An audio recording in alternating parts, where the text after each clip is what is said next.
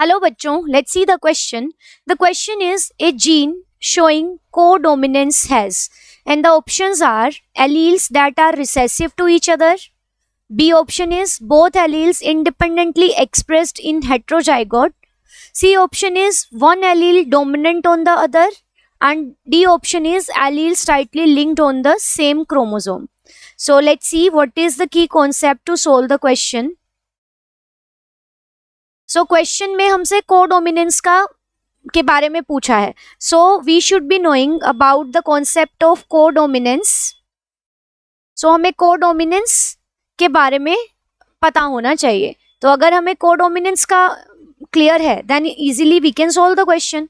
सो co means एक साथ, कि अगर हेट्रोजाइगस कंडीशन है और दोनों एलील्स एक्सप्रेस कर रहे हैं, so if both the alleles express themselves when present together, or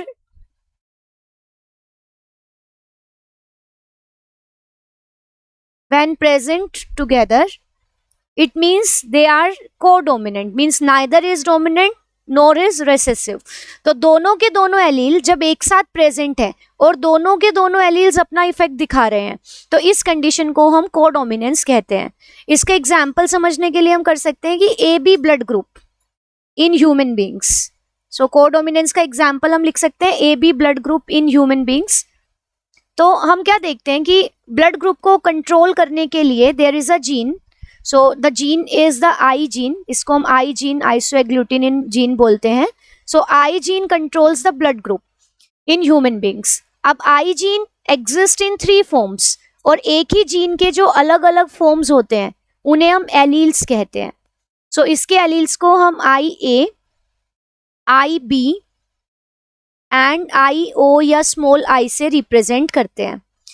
तो जब हम देखें कि जब IA एंड IB ये दोनों एलील्स एक साथ होते हैं, तो ये दोनों अपना इंडिविजुअल इफेक्ट दिखाते हैं. जो IA है that codes for the formation of A antigen.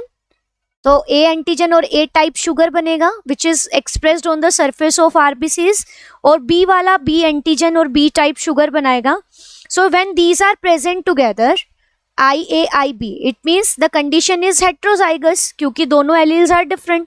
सो इस कंडीशन को हम लिखेंगे हेट्रोजाइगस कंडीशन.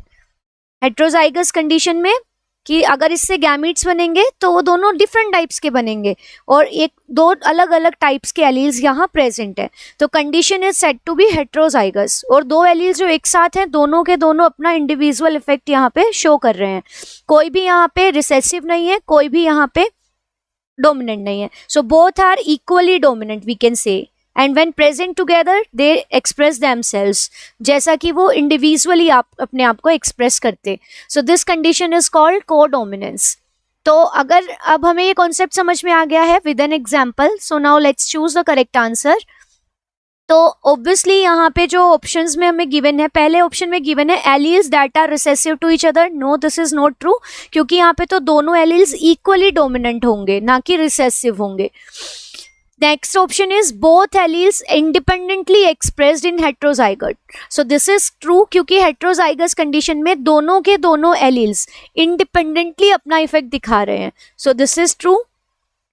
अगर हम थर्ड ऑप्शन देखें, one allele dominant on other, no, this is the case of dominance. ये डोमिनेंस का केस है, ना कि कोडोमिनेंस का. Next option is alleles tightly linked on the same chromosome. This is the case of linkage, but the codominance is the condition when both alleles express themselves in heterozygous condition independently. So we can also use the word independently here to make it more appropriate. So the right answer of this question is option B. I hope you understood it well. Best of luck. Thank you.